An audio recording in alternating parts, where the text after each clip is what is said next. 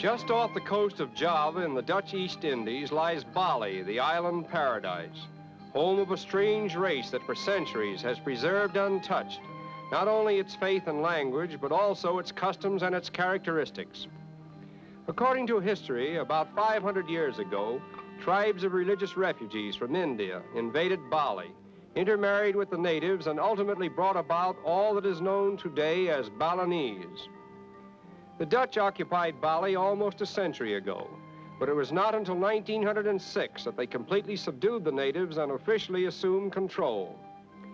Being content with a very small revenue, the Dutch have wisely left Bali to the Balinese, ruling that no foreigner can acquire any of its cherished acres.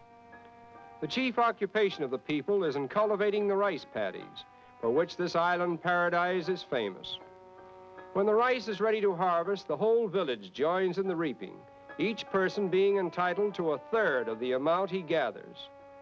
It is a remarkable fact that the island of Bali, which is but 90 miles long and 45 miles wide, not only grows enough rice to feed its population of over 1 million people, but also exports large quantities to foreign ports.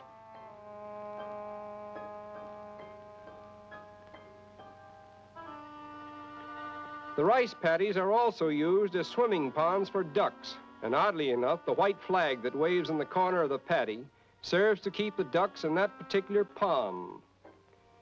No region on earth is more highly cultivated than the tillable parts of Bali, and no farmers anywhere have been able to excel the Balinese in laying out terraces for the cultivation of rice. Among the foods of Bali, the most popular is pork, and consequently the marketplaces attract a great assortment of pigs, many of which are carried to and from the market in this unique manner.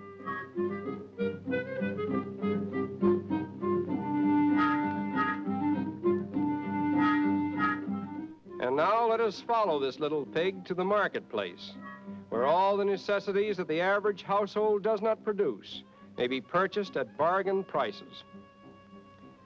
Bali's exports for the past 50 years have averaged about $2 million annually, and a large portion of this money is said to be buried in tin cans under the Balinese houses. It has been estimated that there is more equally distributed wealth in Bali than anywhere else in the world, and we can appreciate the buying power of this wealth when we realize that a few dollars could acquire all that the average market has to sell.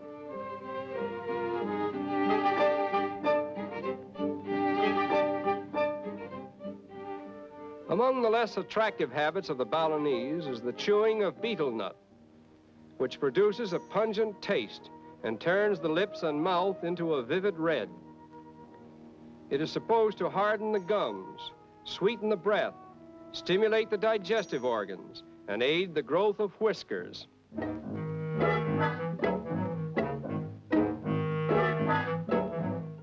Introducing two of Bali's most charming temple dancers, colorful examples of the exotic beauty that characterizes the fair sex in this island paradise. The Balinese are naturally musical, and there are few districts without a community gamelan or orchestra to play for entertainments and religious ceremonies.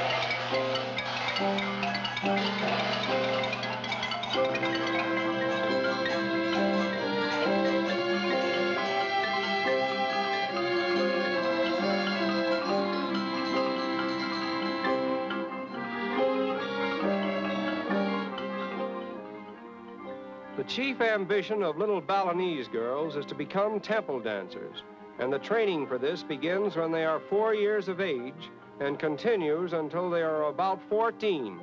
at which time they cease to officiate in the religious interpretation of the dance, but they are permitted to indulge in the less serious forms of dancing, such as we see here. Although the women present a most colorful spectacle in dancing groups, the star performers are the men, foremost of whom is Gigi, the most popular dancer on the island.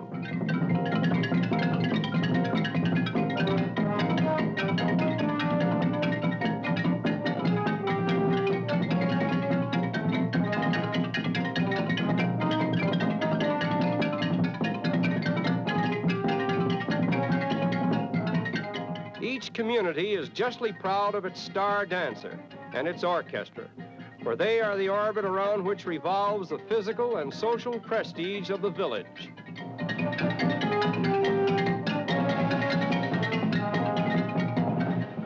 Although the Balinese are not a nautical people, they have developed a small fishing industry, sufficient at least to supply them with all their food requirements from the sea.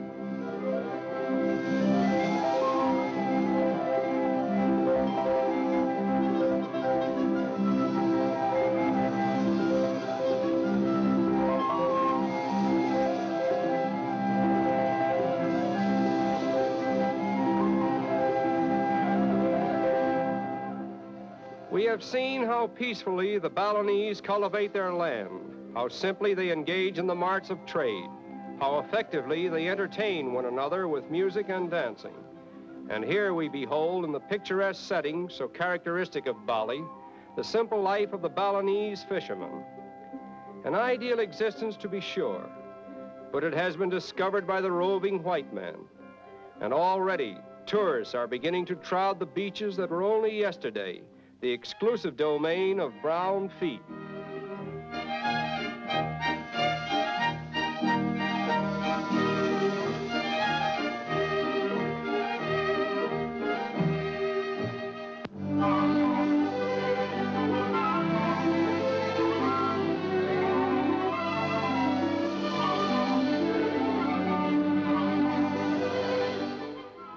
When we think of what is going on today in the white man's world, in the so-called centers of culture and refinement, we salute this island paradise, where peace and contentment substitute for diplomats and statesmen. And this is the thought that we take with us as we reluctantly say farewell to beautiful Bali.